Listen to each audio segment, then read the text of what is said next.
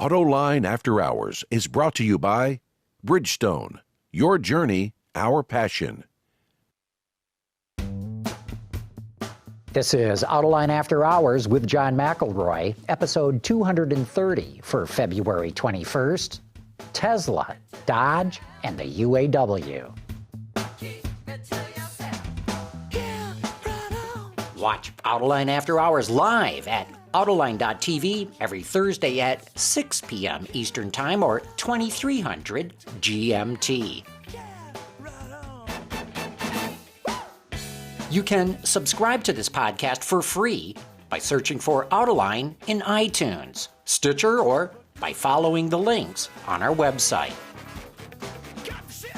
Well, here we are, back in the studio again. Gary Vasilash, how you doing? Good, and we braved the storm to get here again. So this is like the never-ending winter. Oh my God, it's just awful. Well, this is only the second time in my life where I've seen an all-out, whiteout blizzard with thunder. Mm-hmm. It was thundering. I'm amazed we didn't get lightning. So we're going to go out there later. There's going to be frogs falling from the sky and other biblical locusts. The whole thing. It's going to be happening. So we got to let everybody know who else we've got here with us tonight, and that includes Karl Henkel from the Detroit News. Great having you here, Karl. Thank you. And Dave Sullivan from AutoPacific. Right. So we got an analyst with us tonight. Yeah. Great having you on the show. Thank you. So one thing I wanted to ask, what do you guys make of this UAW VW vote? Well, I mean, it's not entirely surprising that the UAW didn't win the election. And what is somewhat surprising to me, though, as I think about it, is how long has the UAW been trying to organize Nissan? I mean, it seems like that has been an endless effort that they've been making down there. And in fact, it seems that it's so long that nobody even talks about that anymore. So somehow, here is the newest assembly plant to be built in the South by a new entrant, and they don't win right off the bat, and suddenly everybody's like, oh my goodness, what's going on here? And you know, it's not one of these deals where it's going to be a one shot and they're going to get it done. I don't think they're going to stop. I don't think they're going to say, okay, we're not going to do this anymore. So there was also a lot of pressure brought to bear, I suspect, when Senator Corker was intimating that, you know, you won't get a product there if you put the UAW in, and billboards indicating that, you know, Chattanooga will be like Detroit if they get the UAW in there, and things like that. I mean, it was just, but it's politics. I mean, that's the way you play the game. So I'm not surprised. I don't think it's over yet. Well, I think the last, I think the last vote might have been like 2002 at Nissan when the UAW was turned down. I do believe that was the last one. It might be 2004, but it's been a while, and you know, I thought this vote was a lot closer. Now, if you ask Volkswagen people, will tell you, oh, it wasn't close at all, but I think it was a lot closer than I had anticipated. Wasn't it 86 votes? Yeah, it was. I mean, right. it was about a 53 to 47%. 53 rejecting the union, 47% in favor. That's a lot of people. That's closer than I thought it was going to be. I mean, I thought it would be, you know, somewhere in the range of like 70 against. See, I thought they were going to win this thing. I really did. You did? Yeah, I really did, because number one, Volkswagen didn't fight the union at all. In fact, it was rather accommodating, even letting them into the plant to make their pitch to workers. That's never happened in any of the Nissan or the Honda or the Toyota or any of the other organizing efforts. The other thing, too, is the union said, we got the votes, we got them. And they're pretty good at counting noses. And they generally don't even want the NLRB to come in and conduct an election unless they're pretty sure that they've got this thing. So when it ended up that they lost, albeit not by a very big margin, I was surprised. I thought they had this thing. Well, I thought Dewey was going to win the election, too. Well, you must be older than I am, because I don't remember that one. You know, from the UAW approach, they've got a couple shots in the next few years to do something they've needed to get done for many years, and that's generate more revenue. And Bob King has said the strike fund needs to grow by about 40% back up to about $1 billion. And so they failed at this attempt. And the other two ways they can generate more revenue is to eliminate Tier 2, which is going to be front and center of the 2015. Tier 2 meaning the lower wage. The lower wage scale, yeah. Right. Or give raises to those veteran workers who really haven't received them in about a decade now. Or charge more dues. Or charge more dues. That is coming. And so you've got a couple of opportunities here, and the first one they decided to attack was growing the workforce. And by adding numbers, you add revenue. So they've got a couple other options here to kind of close that revenue gap that they've got for the strike fund, which obviously Bob King would say gives them more leverage in future contract negotiations. They're also going after other industries, medical industry, casino workers. Yeah. So they're doing other things to try and expand their. They've been working on that on years, and they've made some headway, but it's still pretty low. Still numbers. really small, right? I mean, their membership is, I think, right about now, is still at, even with the additions that they've made, it's still at one of the lowest levels historically. I mean, ever for the UAW. So, and then when you're not haven't had a raise in 10 years, I mean, your dues are not necessarily increasing either. So your dues are based on how many hours on a certain. I think it's 2 hours a month that is your dues, and they want to raise that to 2.5 hours. Yeah, and they're getting a lot of resistance. Yeah, so not just that, but I mean, if you haven't had a raise, the 2 hours of time isn't, you're not making any extra money for that. And there's a growing contingent of UAW workers who say, don't go after an extra half hour's worth of dues every month. Just give us the raises we think we've deserved over the last decade, or bring our union brothers who are making half the wages that we are, bring them up to Tier 1 status, and you're going to get those revenues without having to essentially tax every single UAW member. What I wonder, though, is going back to what you said, Gary. You don't think that this is over. Volkswagen wants a works council in that plant. So I mean, what are they going to? They're going to set up a separate union organization and put it in there that is not UAW, so they'll have labor representation? VW, under U.S. law, VW cannot create a company union. But as I point out, there's other unions out there. There's the International Brotherhood of Electrical Workers, which does represent some GM plants. The steel workers, I'm sure, would love a crack at this. The machinists union would love to get a crack at this. And they're not as toxic, if you will, from a public perception standpoint as the UAW is. I mean, the UAW for Corker and the Republicans, that's big red flags. Whereas I think these other unions might be able to come in far quieter and maybe get the job done. Although I wonder if that's just not a perception that we have because we're in Detroit and we're not as familiar with those other unions. And so therefore, if we were, I don't know, in Philadelphia and it was a shipbuilders union, it'd be like, yikes. But because we don't know, you know what I mean? But it would be somewhat surprising to me that if the UAW wouldn't be able to get a seat on that works council in some way, shape, or form, just as representation in some way. I mean, my own sense is the UAW lost this one. I don't think they've got a second crack at it. I think another union does. And maybe Volkswagen can figure out some sort of way of creating a works council that's not like they are in Germany, i.e. not negotiating wages and benefits and things like that, maybe doing work rules and shift hours and work practices. And maybe you can get a works council without a union and still meet U.S. law.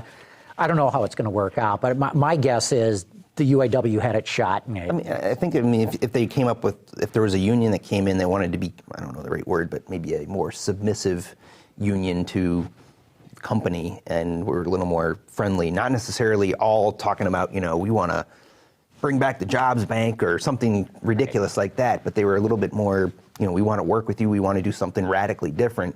I don't think everybody believed necessarily that the UAW was capable of changing their ways of the past and trying to bring in a new way of doing things. I used to work for Ford, and I was a supervisor. I've worked at 2 different plants at Ford, so I've had my own fair share of UAW experiences. And I mean, I can understand, certain reasons why, you'd want a union in that type of environment.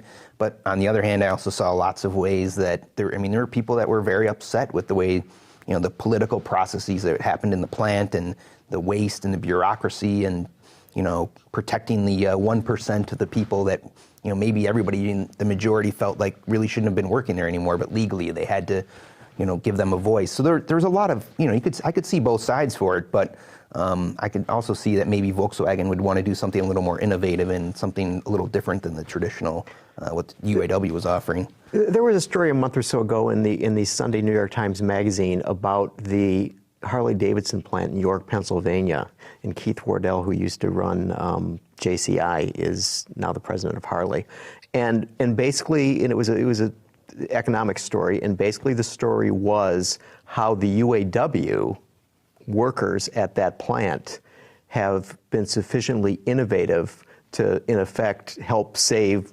Harley's, place in the market. And saying, and it was very interesting that one of the points that was made is that they wanted to make sure that people understood that they were a strong American company that was using union labor to make its products, so its customers would be more interested in buying their product than other products. And so I think that if messages like the way those guys in the UAW are working at that plant for Harley, if that message can get out to other facilities, I think that would change some of these perceptions. Think about Saturn. I mean, that plant was always known for having a very different atmosphere, and the union working hand in hand with the company, and that was in Tennessee, and so in terms of Tennessee, as the government there, they have some bad memories of what's happened with the UAW in the past in that plant and GM. So now Volkswagen's come in with jobs. And it's easy to point the finger and say, well, maybe UAW wasn't able to protect those jobs in the past. Why should they now? After they saw the plant close there, and that plant is slowly reopening, but Spring Hill? Yes, it's Spring Hill. See, John and I are the only two guys old enough in this room to remember Mike Bennett and Guy Briggs sitting in a trailer when there was just a vast expanse of dirt that was yet to be a factory, and these guys basically, so it was the head of manufacturing and the head of the UAW, and they just sat this far from one another and made that facility what it was, and for a number of years they did a fantastic job. Oh yeah, no, that facility didn't go belly up on account of the workforce. No, but it's easy politically when everybody's all charged up in Chattanooga about UAW, to say, well, what did they do for those workers in Spring Hill? That place closed. So, it's easy to make excuses. See, my feeling is the UAW doesn't know how to sell itself. To the UAW going in to organize a plant, this is just an adjunct of class warfare. And, they seem to come in, is my perception. I wasn't there seeing how they were selling themselves to Volkswagen, but I've seen them in action in other places. They come in with a chip on their shoulder. A lot of them, they have an antagonistic attitude. I don't think they know how to sell themselves. When you come in and you talk about how outraged and angry you are, you just turned off half the people in the room. Some people love that red meat. Yeah, we're going to get those dirty capitalists. We'll show the suits who runs this place kind of a mentality. But to me, they should be selling. Look, we got those Ford workers $8,800 profit sharing checks, and guess what? Volkswagen's going to make more profit than Ford does. Let us work on that for you. I mean, I don't see them selling the true benefits of what they can bring to the shop floor. They did to a certain degree, and that's why they got 47%. But why couldn't, all they had to do was flip another 43 or 45 votes, and they'd have been in. Why couldn't they crack that? And, I say this somewhat flippantly, but not entirely. They should go out and hire Olivier Francois. Because if this guy can make the old Chrysler 200 an aspirational car, he can sell the union to a bunch of factory workers. And I think that this is their biggest mistake. They don't know how to sell themselves. And that's a perfect transition to the fact that Dodge was named by Fast Company magazine one of the top 50 most innovative companies in the United States. Companies. In the United States. Whereas we all know Dodge is a brand. Well, but there were some other problems in the Fast Company list. But I thought what was fascinating is so Google's on the list and Apple's on the list and these guys are fairly high up there in this list. And the reason why they were named was because Dodge has been able to sell itself into the American psyche with things like Ron Burgundy pushing. And the quote comes from Olivier Francois, that is who they quote in the piece describing their victory in this. Our marketing recipe focuses on this brand attitude and swagger. And that's what it comes down to. And it's like, how astonishing is that here's this company that, I mean, so they didn't say Chrysler, they didn't say Jeep, they didn't say Fiat, they said Dodge. Chrysler. They said Dodge is the innovative company because of its marketing. Not because of its great products, because of its marketing. And then I was looking a little deeper, and it's for the fourth consecutive year, one of Chrysler Group's commercials debuting during the Super Bowl ranked as the #1 automotive commercial by viewers in the 2014 annual YouTube Ad Blitz contest. It was the Bob Dylan Chrysler ad. So Chrysler's won it 4. So Olivier Francois, I mean, that guy ought to be running the store. No question. Well, look, he's a brilliant marketing guy. I don't think there's any question about it. And that's why I said not somewhat flippantly. That's who the UAW should go hire. Man, this guy has really got something going. I mean, who would think that? Well, it's all about perception, and all of a sudden Dodge has come back. And, it's, I think everybody could have a Dodge Avenger rental car story, but, it's trying to move past that. I mean, they've been moving pretty fast. I mean, look at the Durango went from like a truck, now it's, kind of more like a big Grand Cherokee now, but, moved into like really refined, nice vehicles, and they've really changed, and now he actually has something to talk about, some good products, so that helps too. So you guys at AutoPacific, have you looked at the perception that the public has now of Dodge brand?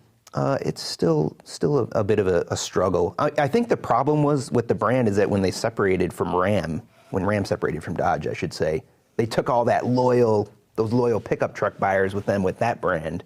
So if you were to just break it into brands as like a swim lane or something, yeah, the Dodge is still a bit of a struggle. But now it's if you were to put them back together, it's still a very, very strong brand now.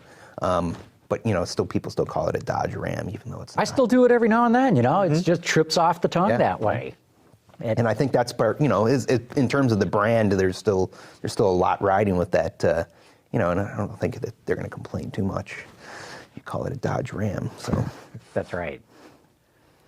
So another thing this week, we got the Tesla earnings. What do you guys make of what's going on at Tesla? You've long been skeptical. I still think that these guys have a shot, okay? And so there's always been the discussion we've had, is Tesla a real car company, right? And so I got to thinking about that. Now, I think that I would have full agreement here to say that McLaren is a real car company, right? I'd say they're. Come on. McLaren? I'd say they're more of an engineering company, and they make a couple cars on the side. Right, yeah. They're like the old Ferrari. They build cars to pay for their racing. They got a factory. They're building cars. Yeah. I mean, look. So, and they only built 1,400 cars last year. I checked with them today. That's where I start to run into issues with McLaren and cars like that. Super small volumes, super high prices. It's not the same challenge. I think they're a car company. I think Tesla's a car company. I think Tesla's going to do very well. And their stock. Now, as you pointed out today, that it should be, what, at 66? Well, that's not me. Merrill Lynch is saying it should be about $65 a share. In fact, they said if Tesla is worth $200 a share, then that means the market cap of the automotive industry is $72 trillion.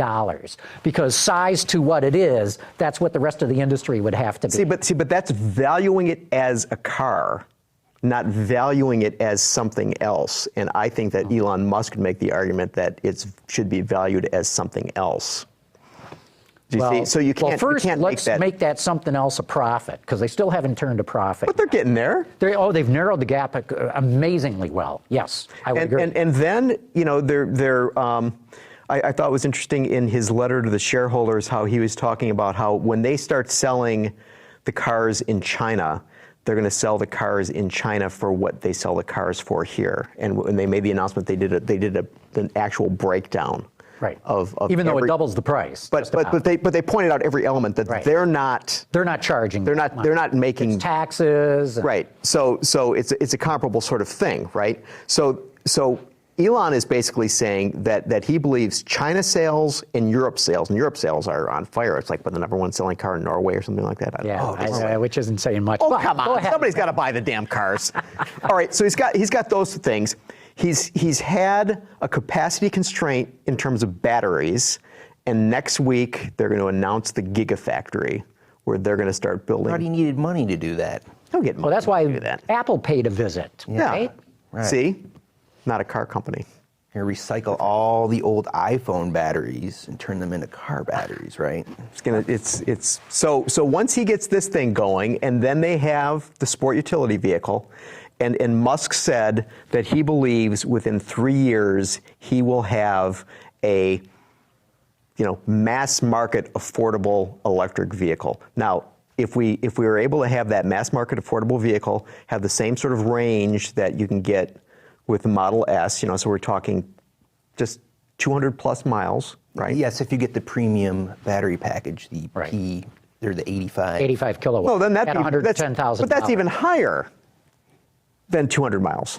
Yeah. Yeah. Right. Depending on how So I'm just saying you get the cheap one and like a 200-mile range. No. Oh, yeah. They don't sell the other one anymore.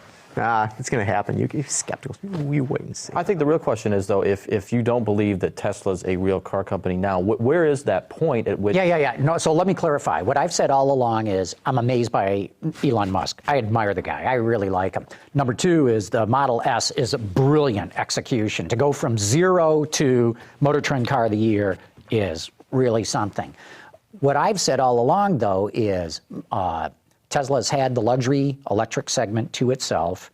Now we're going to see the i8, the i3, the ELR, who knows what, Mercedes, Audi, and others have up their sleeve as well. How well will it sell when all of a sudden all the big boys are out there with their electric cars?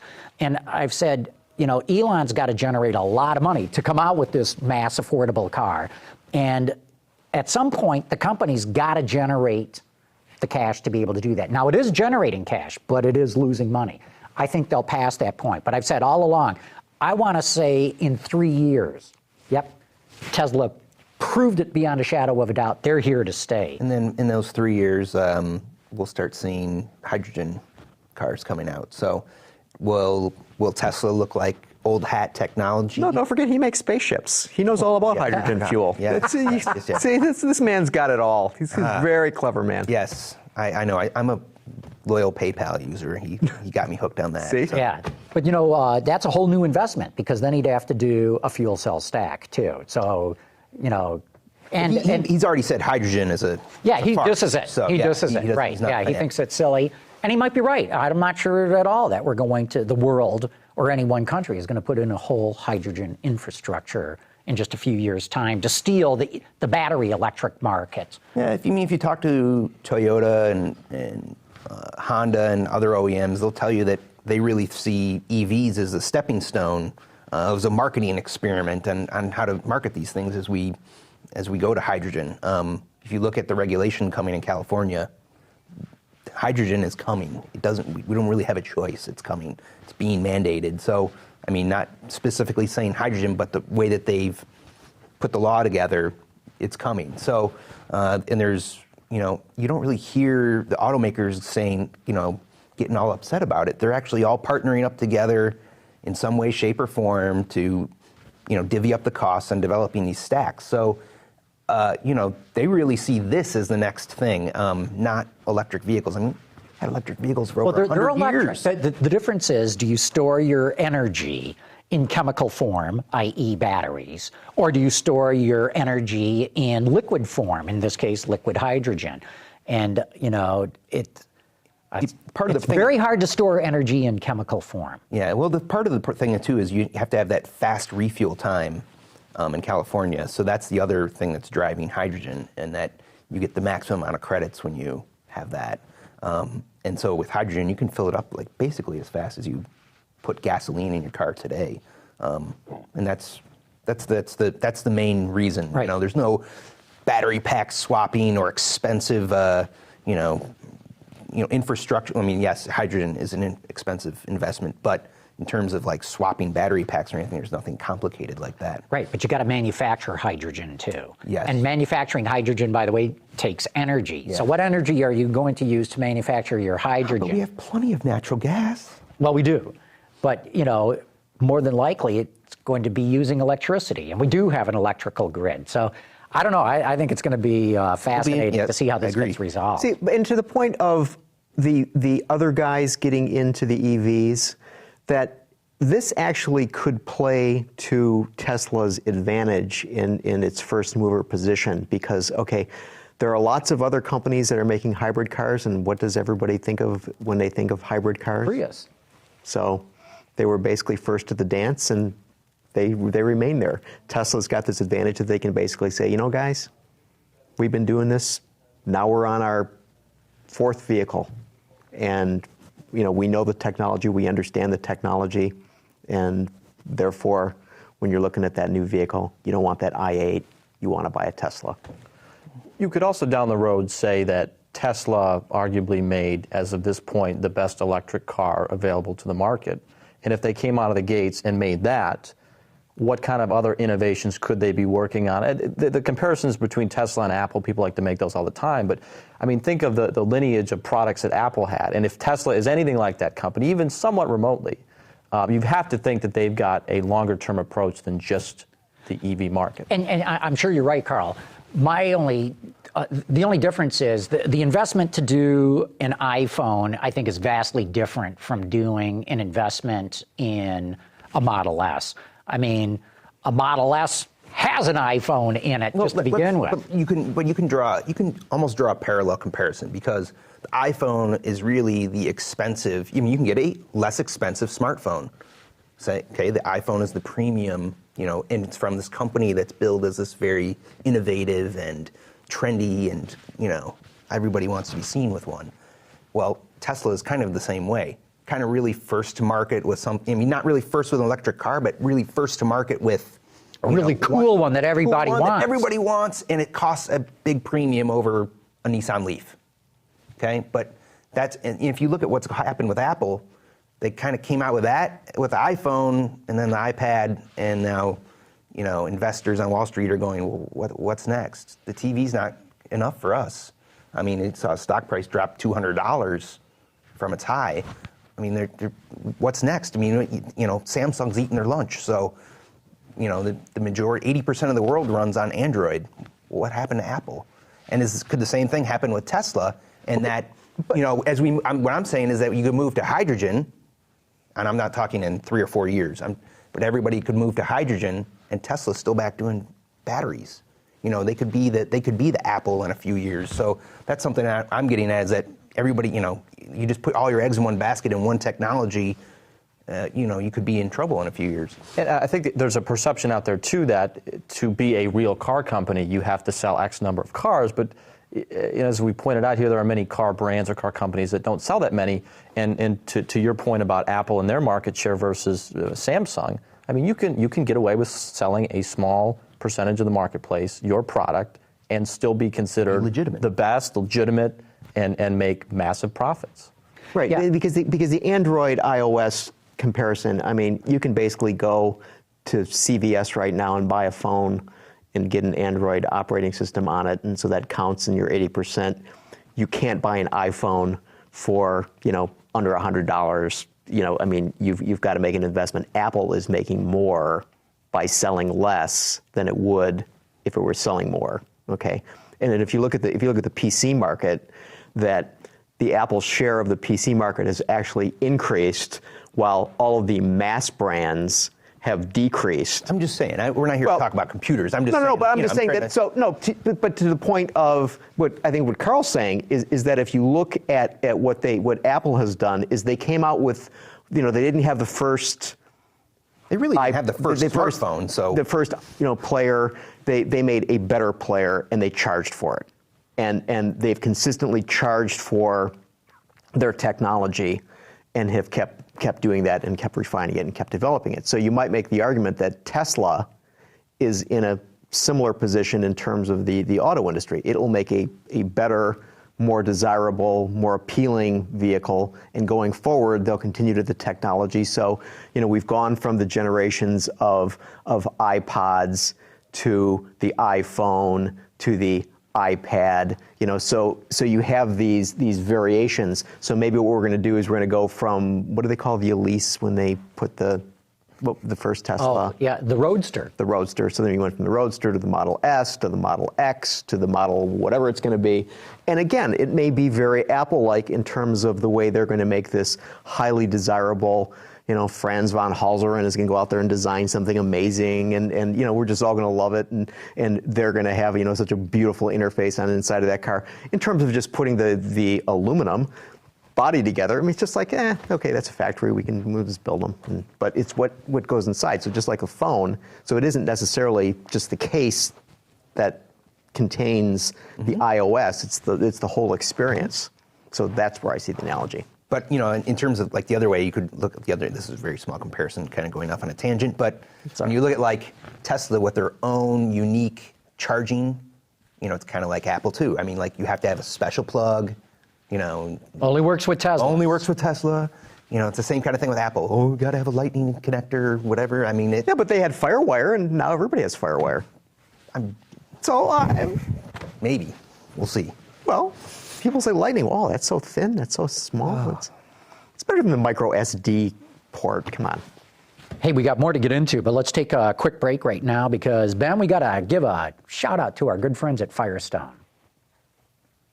There's only one car company in America that's never made a single car. And while you won't find Firestone cars on any showroom floor, they're out there, running better, faster, stronger, longer. No, we don't build cars. But make no mistake, Firestone is a car company. So whatever you drive a Firestone. Whether it's on television, online, or through social media, Autoline knows how to effectively get your marketing message to the people you want to reach. Contact Stacy Eman today. Okay, during the break there, Ben was able to do an Insta poll of everybody who's watching live right now. So the first question was, he did two polls. First question was the UAW's Volkswagen effort their last shot at unionizing a transplant? 66% of our viewers said yes, 34% said no. Now, they're saying just organizing a transplant, not necessarily just going back to the VW one. But so most of our viewers think this was the union's last shot at it. Second question is, which company is more of a real car company, McLaren or Tesla? 38% said Tesla, or excuse me, 38% said McLaren is the more of a real car company. 62% said Tesla's more of a real car company. No wonder how many would have said none of the above. There you go, Ben. You got another poll. What do you guys make of this Chinese company, Wangshan, I think I'm saying it right, buying Fisker after having bought A123? I am not really too confident in that. I mean, when we're talking about Tesla, I mean, I'll be honest, I'm not a big believer in Tesla. I'm not on the wagon in any way, shape, or form, but the car impresses me. I mean, the fit and finish and everything, the build quality is fantastic. When I got into a Fisker, it was embarrassing, very embarrassing. I mean, gaps in the panels I could stick my fingers and my hand into, and it looked like something that had been put together in third world. It was not a $100,000 plus car. But for these guys to come in and try and jumpstart these suppliers back up and start building them again, and the car was never that good to begin with. It was too heavy, the back seat was cramped, it was not very fun to drive. I'm just not getting a warm, fuzzy feeling about it, so I don't really know what they see in it, and I'm, okay, Mr. Lutz can go with drop his V8 in there, but I mean, there's so many other good cars out there that, have that great build quality that I'd rather have. The interesting thing about the Chinese and the auto industry is, especially when it comes to bringing cars to the U.S. market is how cautious they've been. So, it may be my opinion and my opinion only, but if a Chinese firm is going to take over the remnants of Fisker, if they're ever to bring something to market, it's going to be of the highest quality. They're going to take their time. This project may not bear any fruit for a couple of years, but maybe that's looking at the positive side of what could be out of, kind of the embarrassment. Did I read it right? They don't even get the name? They can't even use Fisker's name? Is that right? I heard something That's like potentially a good thing, though, isn't it? Yeah, well, maybe. Somebody told me, and this goes back a while, that they were really after Fisker's patents. This is a hybrid a la Volt, an extended range EV, and that was what they were really after. But I don't know if I never got a chance to drive a Fisker. Everyone told me it drove like a pig. Yeah. So I'm not sure why you would want to go after patents that produced a pig. It did. It was extremely overweight. I mean, they wouldn't even really talk about their curb weight, but it was over 5,000. It was like about 5,200 pounds. It was a massive, massive car. And it drove like that, too. It felt like you were driving a really low SUV. But the Chinese, I mean, this could be a image car maybe just for the Chinese market. I mean, who knows what they're really going to end up doing with this or what it'll come to, but, what is it, a real car company? I mean... Well, apparently, if this clears, because the regulators have to look at it, if it clears, they get the plant in Wilmington. That's part of the deal. So they have a factory. Oh, God, have at it. And the other thing to think about is they own A123. Oh, the UAW is just... Okay, so A123 is making these batteries. They got to do something with these batteries, right? So let's build cars and stick them in there. Well, A123 is gone. They have a different name now. Yeah, but the sign over there, because their factory is just a few miles from just here. a couple miles from here, it still says A123 on the outside of it. So it does? They closed the one in Ann Arbor. They haven't gotten around to changing the sign. Well, the one in Ann Arbor was a funny deal anyway. That was never, that was acquired by A123. I'm trying to remember the name of it. They were actually doing development work for the military in terms of battery. And A123 just liked their technology and they bought them, but it was never the same kind of batteries that A123 was making for the car industry. I mean, the thing that really put them, made them disappear was that fire issue. They had a issue with the Fisker fires, and never really figured out what happened and how we're going to rectify that in the future. So. And we haven't heard anything from the new, I don't even remember what they're called anymore, the new A123, in terms of like customers or, what their future is or what they're working on. Fisker. Actually, they just bought their customer. For the bankruptcy filing, the name of the company became B456. Yes, that's what I remember, yeah. I don't know, but I didn't know if that had stuck around or if they were changing the name to something else. Everything I still see is referred to as A123. Okay. And but I don't know if that's what they would go public with. But I find it fascinating because by law, this Chinese company will have to continue to build these batteries in the United States. I don't know what becomes of any regulation to do with the Fisker cars, but they were being assembled in Finland anyway. So I don't know where this all ends up. But they got both these companies dirt cheap.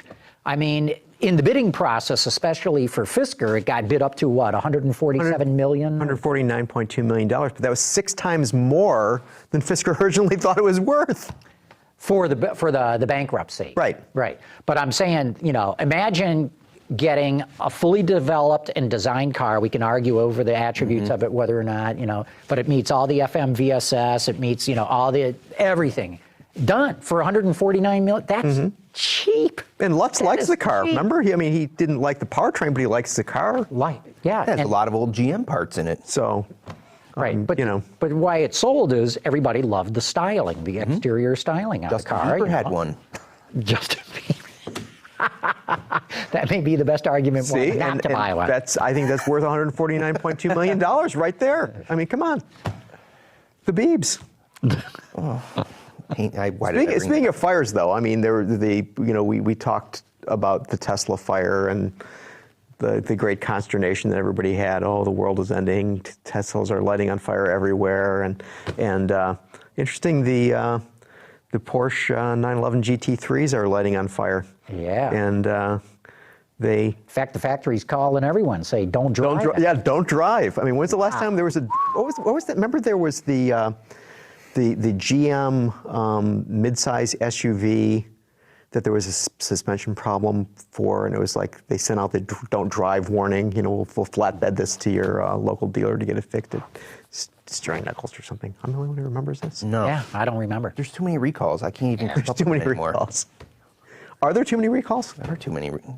It's like almost every day. Yeah, no, it is. Every single week, certainly. Yeah, Is that definitely every week? Is that sort of like sinkholes that now we're more aware of them because there's greater reporting and there's always been these recalls, or are there more recalls? We could be talking about an engine had the wrong label on it, or we could be talking about steering knuckles that had improper torque.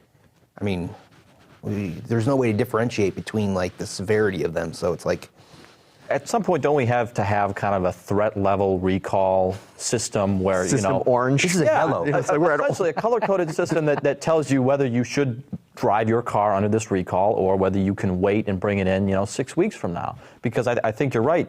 There are too many. I mean, there are more recalls now than I think GM executive changes every week, and that's really saying something. And it just gets to the point where, especially on say the Ford Escape or the Ford Fusion, when they first came out and they had 4 or 5 recalls each. I mean, at some point you're just going to say, all right, I haven't noticed a significant issue, so why am I going to bring this in for the 5th time in 6 months? And that could be detrimental to the long-term health of the car and your safety eventually. And so maybe if we had a threat level system, well, GM just had one on their new pickups. And for potential fire. Do you want to park that in your garage? No. I mean, that's the kind of thing. It's like, should I park it in my garage? The consumer just kind of left out in the cold. So, I mean, isn't the thing, though, that, I mean, that basically consumers find out about recalls by and large from watching local news, and there'll be an announcement that, Ford is just recalled, or General Motors is just recalled, or Toyota is just recalled. And they just, and you will be getting a letter in the mail. I mean, it's always actually the government is now telling automakers that they cannot.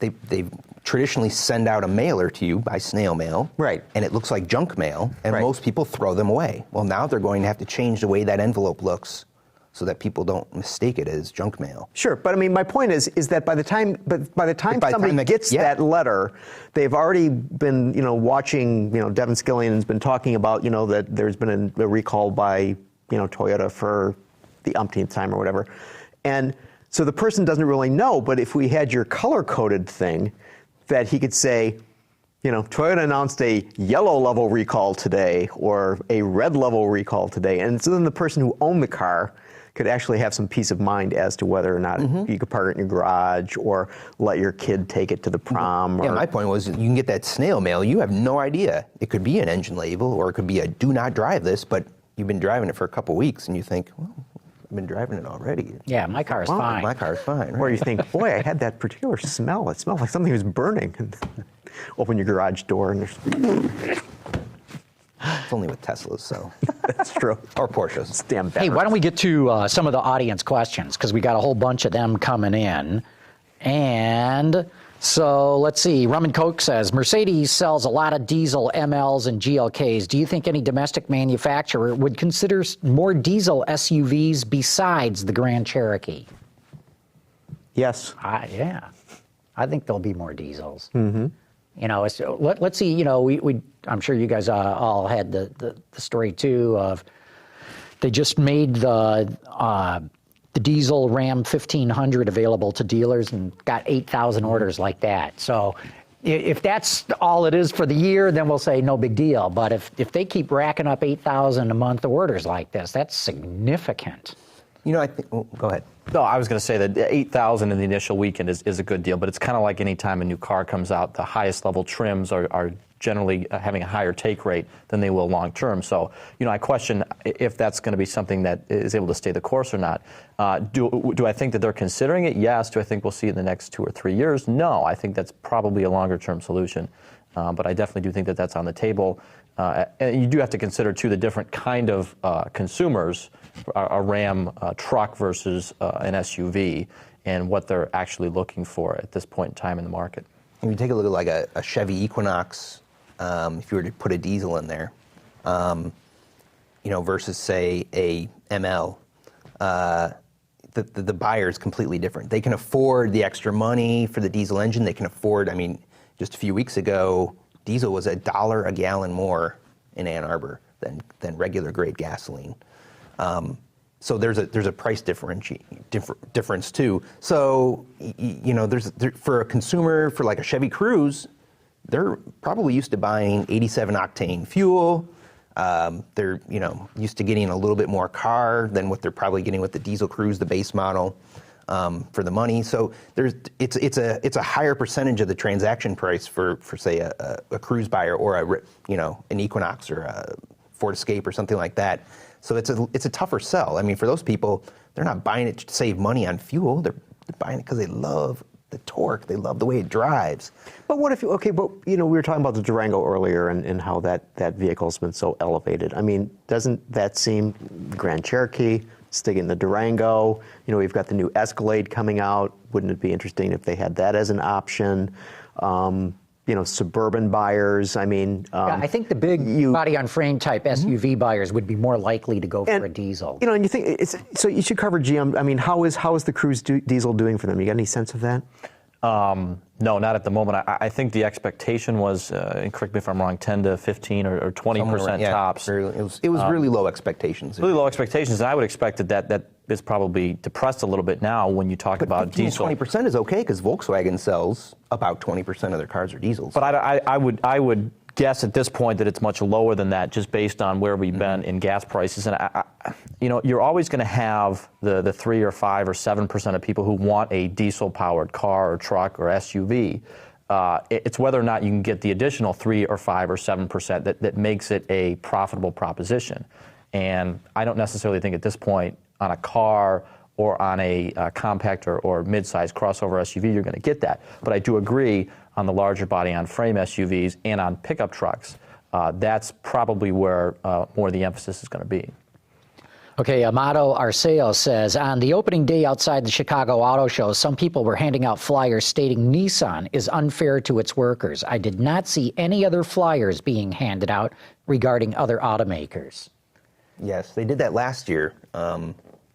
Danny Glover, I think, was. Danny Glover was in Detroit for the show. In fact, talking about how Nissan's unfair. But they're singling out the Nissan plant in Mississippi. Yeah, in Canton, right? They're unfair. And Nissan's kind of come back and said, we're investing in the community. We're trying to be more charitable. They're trying to do things to. See, and this is where I came back to what I said earlier. Coming out and saying Nissan's being unfair to workers, that's not how you sell the union. I don't believe. For those union activists, that's a big thing. This unfair, this unequal income disparity that's in the. I understand all that, but that's not how you sell stuff to people, I don't think. And handing out flyers at an auto show, especially to people like us in the media, I think they're wasting their time. Yeah, they did it last year, but nobody really bit. They did it this year too. They brought it. They had a big press conference this year too. Day 2 of the media day when all the stuff is going on in Detroit. All the media is inside. For the auto show, no one went out to go cover that. But was this a UAW press conferences, or was this the coalition because Nissan is? It's more like a splinter group of unfair. Tell me the difference because they're one and the same. But anyway. But yeah, that's about the most coverage I think that thing got right now. right now? Yeah. Right. Save the tape. Amato has a follow-up. Will the sale of Fisker to the Chinese company affect Bob Lutz and his partner's business venture? Oh, no. It's going to help them. Yeah. Yeah, it is going to affect them for the good. Assuming they make more cars. That's right. That's right. See, but the thing is that remember Bob was saying that they're taking the cars that you buy one, it's fully built, and then you give it to Bob, and then they rip the powertrain out and charge you what was it, $250,000 for getting your car back? No, I want to say it's. Bob is now saying $180,000 for the car. Okay, but this is after you've bought the damn thing. Oh. That's brutal. No, I think the total package was $180,000. I thought you bought it, gave it to him, then when they did all the stuff to make it a VL, you paid the extra freight on top of that. Oh, you do pay extra for. Oh, yes, we do. Right. Right. But I can't remember the number off the top of my head. It was a big number. It was a big number. It was right. a very big number. Okay. Bob had a very big watch. Mario Paredes has a topic here that we could have gotten into ourselves. Should Peugeot, Citroën return to the United States and Canadian market?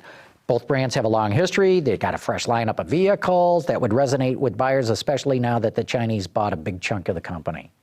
French government and the Chinese, go figure, huh? Absolutely not. Why? This market is saturated.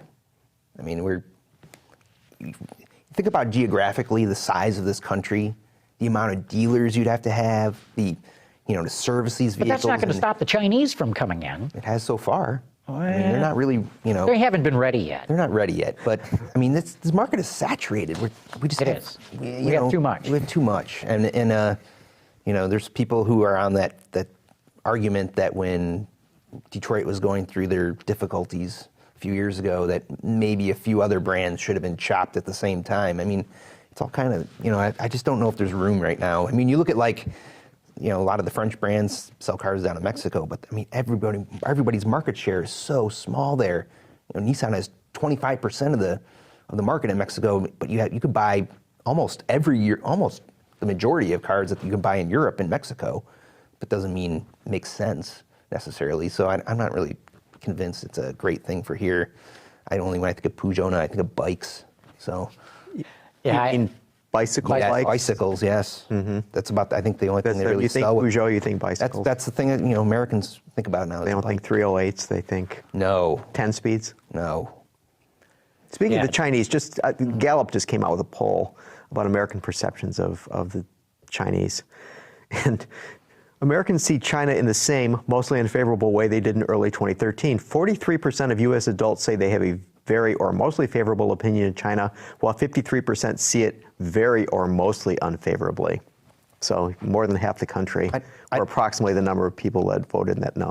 I don't have any numbers, but we've done research in the past, and people are actually more favorable towards buying Chinese cars or be from China than you would imagine. I mean, when you look at your iPhone, it says "Made in China" on it, and people are still. It's designed in California. But yes, it does. But it's assembled in China. Why? So what does that mean? Does it matter? I mean, if you had a Ford Focus that was designed in Germany but assembled in China, would that bother you? Should I answer? Yes. Possibly. Okay, but your phone is made in China, and they're capable. Obviously, what we were trying to, point people is, they're very capable of doing something given proper engineering. Right, but I think the question would be a la Apple. You get this beautiful Apple product that says made in China, and you accept it.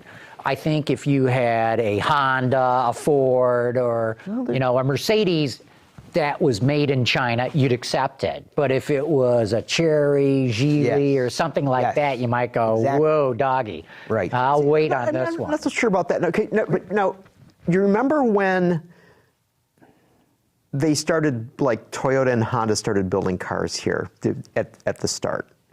And there were a number of people who basically didn't want one that was built in Ohio, or they didn't want one that was built in Kentucky. Right. They wanted one that was built in Japan, right? Because they wanted an authentic one. All right, so somebody is going to be putting down a serious amount of money to buy a Mercedes or to buy a BMW or a Peugeot. I'm wrong with that one, but okay. Now, don't you think that part of the reason they're buying it is because they believe this is a German car that was built in Germany by Germans? We went through that in this country when Mercedes and BMW started building vehicles here. That was the big question. Will those buyers buy something made in the U.S. and not from, deep in the Black Forest by these magical German elves? So what did they do? Cleverly, they built cars that were unavailable anywhere else but built here. And they never made a big deal about it. You were just buying a Mercedes or a BMW. It didn't have big signs on it that said made in the USA. And I think most people are oblivious now. Yeah, they don't By care. and large, oblivious. I mean, C-Class, 3 Series, I mean, they were coming from South Africa. At one point, C-Class was coming and nobody knew that. Brazil, right.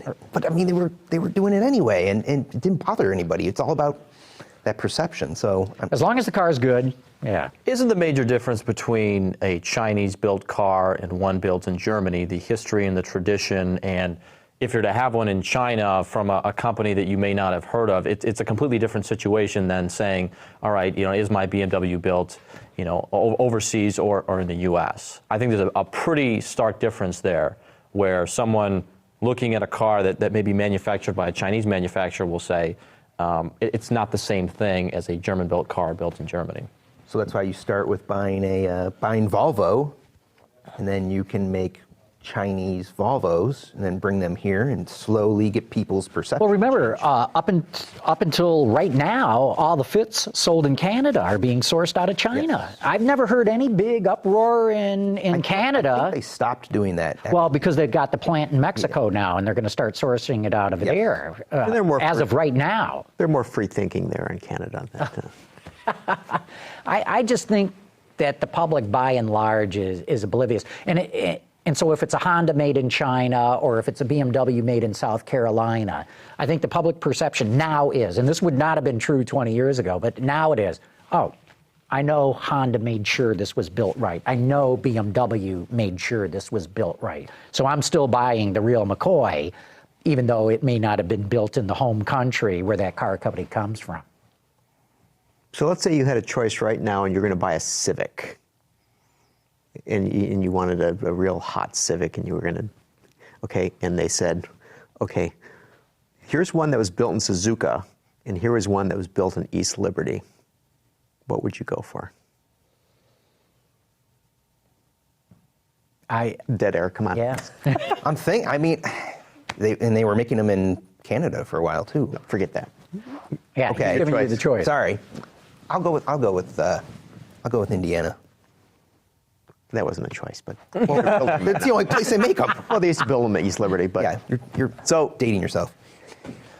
I would say, just putting my consumer hat on, that I wouldn't care. You wouldn't care? No, I would order it, and if wherever it comes from. If I looked on the inside of the door and it said it was from East Liberty, so be it. If it was from somewhere else, if it was from Timbuktu, as long as it works, as long as it's of high quality, I would say it's hard to tell. I mean, even when you look on the window sticker of like an Infiniti that was made in Japan, it still says Final Assembly Los Angeles, California on the window sticker. So how can you even tell anymore where these cars come from? But you have the majority of parts built thing there, and where powertrain comes from, engine from, transmission from, it's hard for percentage of. Yes. I think the number of people who actually pay attention to that information is just slightly higher than the number of people who actually want diesel cars in the U.S. Okay, GM Veteran says, you mentioned that the VW plant needs to have a union, even if it's not UAW. And I'm saying that because if under U.S. labor law, if Volkswagen is going to have a works council, it has to have a union, so far as we know. So he wants to know, how has the plant's been operating since it opened, and why doesn't the same principle apply to other German transplants, i.e. BMW and Daimler? I don't understand the question. Well, I understand what he's getting at. The plant has been operating without a works council and without a union since day one. And clearly what the UAW has uncovered is a desire within the plant for the workers to have more say in how the plant gets run. I don't think there's any question that the UAW did uncover that the workers do want that. So how does the same principle apply to other German plant transplants? The difference is, I know that VW in its corporate bylaws stipulates it will have works councils in all of its plants, no matter where they are in the world. I'm not sure if BMW and Daimler have that same thing. I mean, if that was the case, then when it was Daimler Chrysler back in the 90s, that Mercedes plant down in Alabama should have been organized by the union, and Mercedes fought the union to keep them out. So I'm guessing then that Mercedes Daimler does not have bylaws that say we want works councils in all of our plants. Well, when you go down to go down to South Carolina and you see hourly workers there driving BMWs, and then you look at pull into your local GM plant and they're driving an old pickup truck. It seems like they're treating their employees pretty well. I mean, there's nobody, you don't read anything that, people are getting beaten in the back room because they had a quality issue or something. So it's, they're treating their employees really well. I mean, if the hourly people are driving company cars, it's really hard to come in and say, yeah, we're going to make it better for you. Well, how? Because I really am really enjoying driving my BMW to work every day. Yeah, no, that's exactly why the union has been completely unsuccessful in this. The UAW will say, well, the company fought it, and they're bad and all that stuff. But you hit the nail on the head. I mean, at Nissan, I know in Smyrna, Tennessee, you get great discounts, not just on buying the vehicle. Well, they also get company cars. The hourly people can get company cars as well. And get I hear it's insurance. not so good in Canton, by the way. There's somebody handed me a flyer. And they'll cover your insurance. Honda does a great job of making sure its workers don't do the same job every single day. They rotate them. It's a forced rotation, actually. It's a forced rotation. And it's good. It keeps you healthy. So you don't develop carpal tunnel from doing the same thing day in and day out. Repetitive stress injuries. Yes. It keeps you, sane from not doing the same thing for 30 years. So both Toyota and Honda have great employee suggestion programs. They have big catalogs of, But it's not just but there, it's actually you look at it and they take it seriously. It's not just we're going to put a box out because that seems like the right thing to do. They actually, really implement the things. Open the box, take things out, read the suggestions, do something about them. It doesn't, grow dust in the corner. So. Yeah, you get points for every suggestion that you submit. And if it's a big money saving for the company, you get more points and so on and so forth. But they have people, I know, down in East Liberty and Marysville that have won cars. You can get jackets and hats and, all kinds of different things. And so they have a pretty engaged workforce. They've treated their people right from the get-go. And because they have a new age way of thinking about things. And back to your point about what is the UAW? Well, if I asked you a question, what is the UAW? What does it stand for? At this point, would you be able to answer that concisely, or would you have to stop and think? I could not. I could not just say, oh yeah, UAW, brr, here's the tagline. And it doesn't even matter if it's true or not. Perception is reality. So if the UAW can put a perception out there that this is what they're about, then I think they'll be more successful in any attempts to organize transplants in the future. But at this point, what is the UAW? I think that's the biggest question. I look at the last that big GM strike that they had where dealers didn't even have any cars to sell, and it was hurting other people. People that service cars, sell cars, deliver cars to dealers. It was hurting the whole country, and that's the kind of thing I think about, and I'm like, it's just so, I just wanted to hurt everybody, and I didn't, I still have that perception in my mind that that's what it's like, and if they really wanted people to work and be able to feed their families, that they wouldn't do things that would hurt other people around the country. And that image, that perception, I don't feel like they've done a good job changing that from those days either. No, they need somebody, I believe, I'm dead serious about this. They need somebody from outside the labor movement to come in and say, here's how you're going to sell yourselves. And don't wrap yourselves too much in the flag. Or talk that's about the first strike thing funds and all this other stuff. Right. And income inequality, no. They need a totally new, fresh approach as to how to go about getting people to say, hey, I want the union over here. Frank Luntz. I think Frank Luntz was actually behind the anti-union movement. Who's he? In Tennessee. The conservative, climate change instead of global warming. He's the one who comes up with these phrases for politicians. And so if there's a name out there, you pay him enough money, he'll do whatever you want. Pay Frank Luntz, and maybe you'll be able to get your point across what you really are, why these Southern assembly plants should be unionized to the UAW. Yeah. Nissan's been there since, 1982 in Tennessee? They have not been successful. No, they made numerous runs at Nissan. They made numerous runs early on. They made, I shouldn't say runs. It never got to the point at Honda or Toyota where there was a vote. Yeah.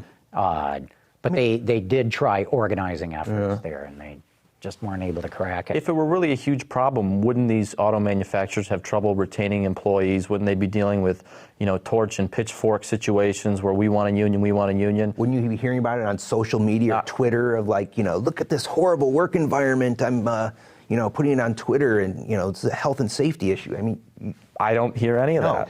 So where does this leave the Detroit 3 automakers? The ban for GM and Chrysler on any strike ends at the end of this year. What's the union going to do next year? What's the attitude, the strategy it's going to take? I think they got religion. I honestly realize that they recognize that there are those bad things that happen, and they're not going to be like, oh boy, let's get out the signs. They've been sitting in that closet now for the last several years. We need to bust them out. I don't think that's going to happen. Yeah. I think there's going to be. I don't know. Bob King is a very, very, very intelligent man, but to see him going marching in Lansing at the Capitol and talking about right to work and embrace right to work, and then get people to realize this is why you need a union. This is how we can help you. It's all about the marketing and perception. It's right to work is not a problem. It's the, okay, we have right to work, but this is why you need a union. It's not, I didn't understand. It was very... So isn't there the possibility that so he's retiring, in June or something? Yes. Okay, and so he's how old? 65. Isn't it even older than 65? He might be 66, right. But the point is that, okay, don't you think that generationally that there are some people that are there and who are more cognizant of issues like the fact that, you can't, lead with your fist and you've got to lead with your hand? Yeah, I know, but the guy who's going to replace him is a lead with your fist kind of a guy. Well, it's not going to work then. I have a very bad feeling about this. My gut feel is that the union was humiliated by this and by this loss in the vote in Tennessee. They're like a wounded lion right now. You got to be very, very careful around them. And I think they're going to lash out. When I hear Dennis Williams, which is the guy who almost for sure is going to replace Bob King, give speech after speech, he's outraged about this, he's angry about that. I see I think they feel they've got to prove they can still bring a car company to its knees. They've got to show they still have power, still have muscle. I hope you're right, Gary. I hope I'm wrong, but I got a bad feeling about When you look this. at Toyota and how they really try to have a partnership with their suppliers and they bring them in early and they work with them and it's all about handshakes and working together. Nobody has done that. Volkswagen I think tried to do it in the backdoor kind of way with the UAW, but the UAW doesn't seem to want to do that. They talk about being partners, but then they talk about, I won't get rid of two-tier wage. And those are the kind of things if we work together, we could really come up with something. And they're so set in their ways. But part of the thing is we can't lose sight of the fact of, okay, that part of it has to come from the companies. I mean, part of it has to be that they also have to be willing to meet these guys halfway or part of the way or some of the way. And so now that we have new leadership with Mark Fields taking it forward and Mary Barra at General Motors and arguably Sergio at Fiat Chrysler Automobiles, that maybe that they can have an effect on how they work with the union. And so then it wouldn't be like, okay, we're your friend. You're going to take us to you're going to take me to your, my knees now. I'm your friend, and you want to do this to me. I'd argue, though, why? Why should they meet them halfway, especially at this point when the UAW just suffered a rather, I would say, embarrassing defeat in Tennessee, losing a majority of the leverage they would have had in 2015. I mean, think about if they would have organized that plant, they would have had a ton more leverage. They would have had thousands of new workers, new revenue. They could have come to the table at 2015 and basically said, this is the new UAW. This is who we are. You're going to work with us. You're going to listen to us. But now, I mean, if they're to try this again before 2015 and lose again, they lose all leverage that they might have had. And so when you look at it that way, can a guy like Norwood Jewell come out and say, we're going to get rid of two-tier wages in 2015 and put that stake in the ground when there's not much out there at this point? Well, As I've said before, my problem with any of the unions is that you get elected, you don't get appointed. And you get elected not by saying, management's got a good point. Our labor costs are out of control.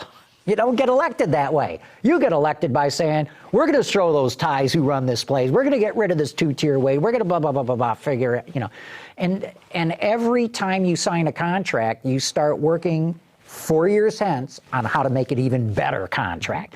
More wages, more time off, more holidays, a jobs bank, whatever you happen to come up with. All right, might we not make the argument, though, that the labor force of 2014 is a much more highly educated, cosmopolitan, worldly, knows a hell of a lot more than the worker of, just transpose some numbers, 1941.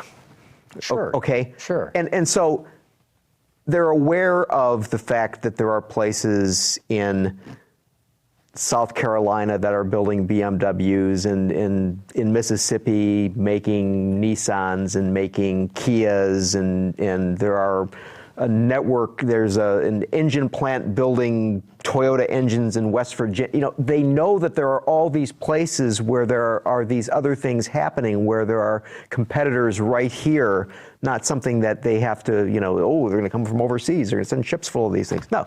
And so they get that. And so, I have a hard time believing that someone would say, you know what, damn it, I'm going to lose my job because I'm going to screw those guys. I just think that the guy or woman who's working on the line is more knowledgeable than that, and they understand that. But here's the other thing: is a minority of voters or a minority of workers vote on any union contract. Look at any union vote, as published by the UAW. They'll tell you what percent voted. But everybody gets to vote. Everybody gets to vote, but I'm telling you less than 50% vote on any contract at any plant. The union will never put out how many voters voted. They'll tell you, 43% or 52% or whatever it happens to be voted it up or down or whatever, but they'll never give you the number of workers that voted because most of them don't. They join the union because they have to. They put in their day's work. They don't want to have anything to do with the politics of the UAW. I would argue the majority of UAW workers are like that. Okay, but couldn't we make the argument that in any given school board election in any school district that there is a very small percentage We're of going people? down. Even smaller. We're going down a slippery slope right now. Right. Of talking about unions. Yeah, this is going nowhere. Yeah, it is. Which is probably a good time to wrap up this show. So, Dave, good suggestion. Great having you here. Thank you for having me. Karl Henkel, great having you here as well. And we should make an announcement. I'm not going to be here next week, and Gary Vasilash is going to be hosting the show then. I'm going to be out driving the new Chevy Tahoe and Suburban and GMC counterparts. And if only it had a diesel. I'll ask them about that, what their thoughts are. And maybe I'll have a report the week after that then. So great having you all here, and I want to thank everybody out there for having tuned in. Autoline After Hours is brought to you by Bridgestone. Your journey, our passion. Visit our website, Autoline.tv, where you can watch us live Thursday nights at 6 p.m. Eastern.